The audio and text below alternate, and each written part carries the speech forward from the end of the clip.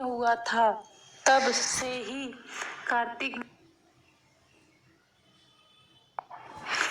कार्तिक स्नान की कथा। आज से ईश्वर के प्रिय मास कार्तिक की शुरुआत हुई है।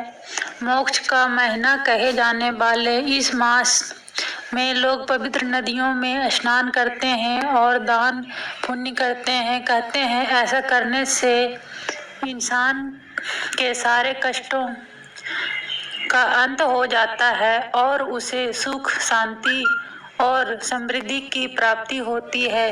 वैसे तो इस महीने के बारे में बहुत सारी कहानियां हैं, लेकिन एक कहानी काफी रोचक है जिससे हर किसी को जानना चाहिए। कहते हैं एक गांव में एक गरीब बुढ़िया रहती थी। उसका अपना सगा कोई नहीं करती थी। वो दिन रात कान्हा जी की भक्ति में लीन रहा करती थी और रोज सुबह गंगा स्नान करने जाती थी। उस दिन निर्धन बुढ़िया की भक्ति से भगवान कृष्ण बहुत ज्यादा खुश थे और वो खुद उसकी कुटिया की खिड़की पर एक कटोरे में खिचड़ी रखकर रोज चले जाते थे, जिसे कि वो बुढ़िया नहाकर आने के बाद खा लेती थी। बरसों तक ये सिलसिला चलता रहा, लेकिन उसकी पड़ोसन को इस बात की काफी जलन थी। एक दिन जब बुढ़िया नहाने गई थी और कृष्ण जी उसके एक घर की खिड़की पर खिचड़ी रख कर गए तो वह दुष्ट पड़ोसन ने वो खिचड़ी का कटोरा घर के पिछवाड़े फेंक दिया।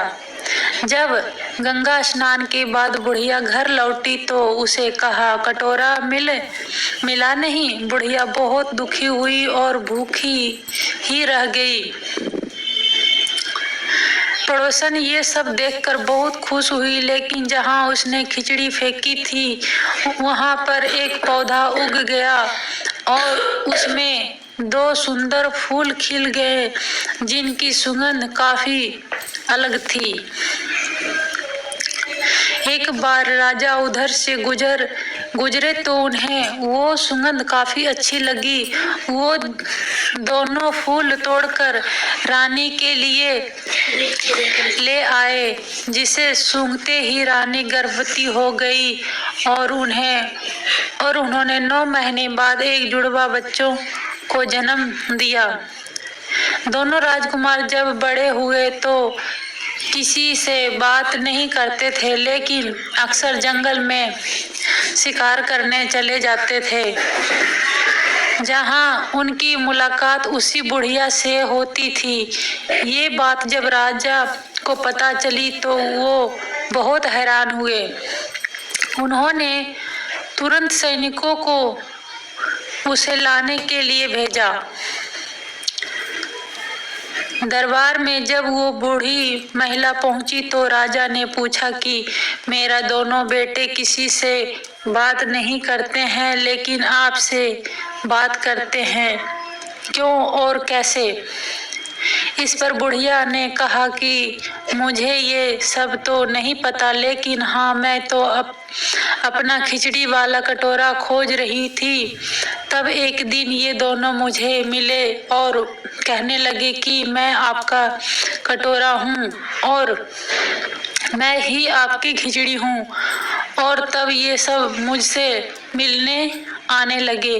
राजा को यह सब सुनकर काफी हैरानी हुई, लेकिन उसने बुढ़िया को प्रणाम किया और उन्हें राजा दरबार में विशेष अतिथि बनाकर हमेशा के लिए रख लिया। ये बात देखकर दोनों राजकुमार काफी प्रसन्न हुए। उन्होंने तुरंत राजा को प्रणाम किया और दोनों ने बोलना प्रारंभ कर दिया। संयोग से ये सब कार्तिक माह में हुआ था। तब से ही कार्तिक मास में पवित्र नदियों में स्नान करने और घरों में इस दिन खिचड़ी बनाने का रिवाज बन गया है।